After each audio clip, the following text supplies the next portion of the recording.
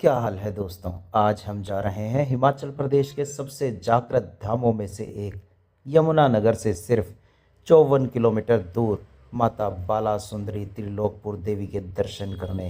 रास्ता, दर्शन, प्रसाद सब दिखाऊंगा। वीडियो एंड तक देखना। चलो चलते हैं। जय माता दी। काला आम होते हुए हिमाचल एंट्री पर हमने 100 रुपये की पर्ची कटवाई और ये आ गया त्रिलोकपुर का मोड़। यहाँ से मंदिर है सिर्फ 2 किलोमीटर दूर। पार्किंग फ्री है, जूते यहीं उतार दो। और ये देखो सामने ध्यानु भक्त का मंदिर। ध्यानु भक्त एक गरीब ब्राह्मण थे। सिरमौर के नाहन के पास एक गांव के रहने वाले, बहुत गरीब थे, पर माता बाला सुंदरी के परम भक्त। रोज माता का ध्यान करते और माँ तू मेरी है बोलकर ही दिन काटते। कहते हैं एक बार नाहन का राजा ध्यानु भक्त की भक्ति से जल गया।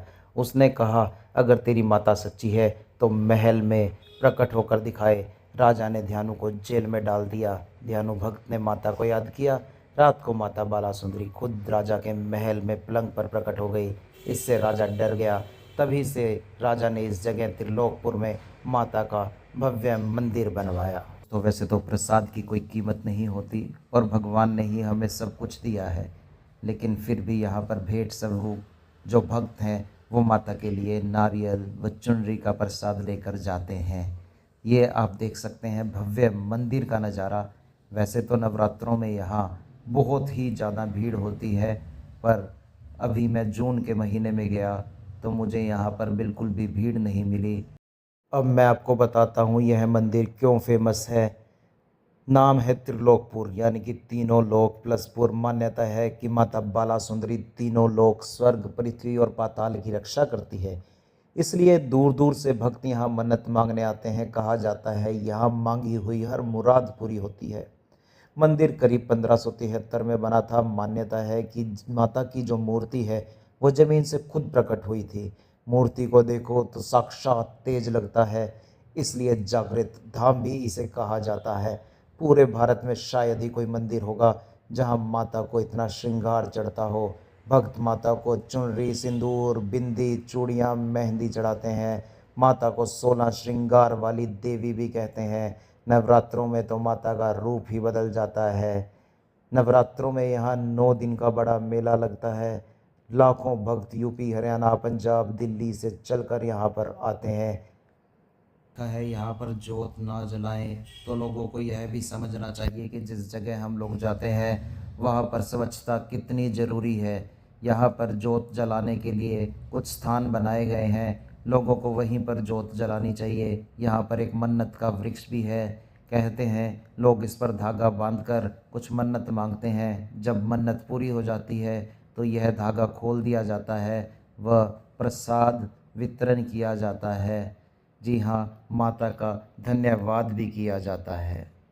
यहाँ पर माता जी की मूर्ति के साथ साथ आसपास और भी बहुत सारे देवी देवताओं की मूर्तियाँ जो हैं वो स्थापित की गई हैं। यहाँ पर ध्यानु भक्त, गणेश जी, हनुमान जी, शिवलिंग, माता काली व दुर्गा व नवग्रहों की मूर्तियाँ भी हैं। सच मानिए दोस्तों, ऐसी जगह आकर मन को शांति मिलती है। और यहाँ पर हम देख सकते हैं कि बंदर भी जो है उछल कूद कर रहे हैं, प्रसाद खा रहे हैं। अक्सर तीर्थ स्थानों में ये नज़ारा जो है वो हमें देखने को मिलता है। और यहाँ चारों तरफ का नज़ारा आप देख सकते हैं, कितना ही सुंदर और साफ स्वच्छ वातावरण यहाँ पर है। और माता का जो दरबार है उसका तो क्या ही कहना। जी हाँ दोस्तों, यहाँ पर तिलक लगाने के लिए भी एक अच्छा सा मिरर जो है वो लगाया गया है। यहाँ पर कोई पंडित जी तिलक नहीं लगाते, बस आप इस शीशे में देखिए, अपने आप ही यहाँ रखा तिलक अपने लगा लीजिए। यहाँ पर एक शेर भी है जिसके नीचे से बच्चों को गुजारा जाता है। यह मान्यता है कि जो बच्चा इसके नीचे से निकलता है वह बहुत ही ताकतवर बनता है।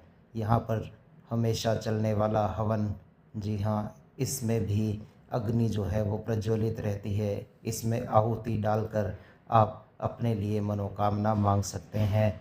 बड़ा ही सुंदर जो दरबार है वो माँ का यहाँ बना हुआ है। यहाँ पर एक सेल्फ़ी पॉइंट भी बना हुआ है।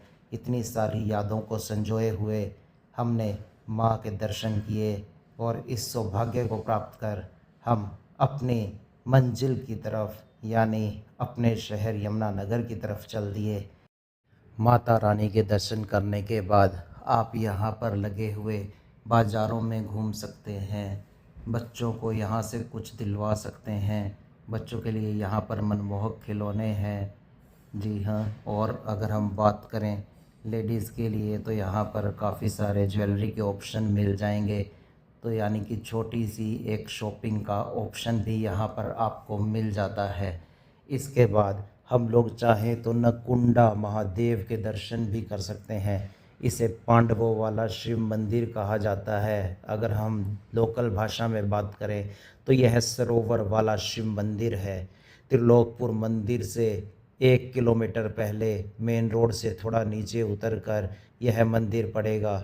यह मंदिर बिल्कुल पानी के बीच में बना है, चारों तरफ पानी ही पानी, देखने में बहुत सुंदर लगता है।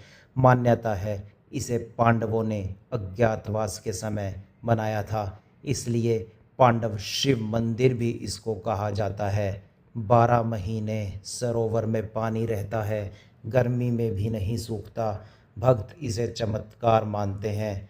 सरोवर तक जाने के लिए छोटा सा पुल रास्ता बना है।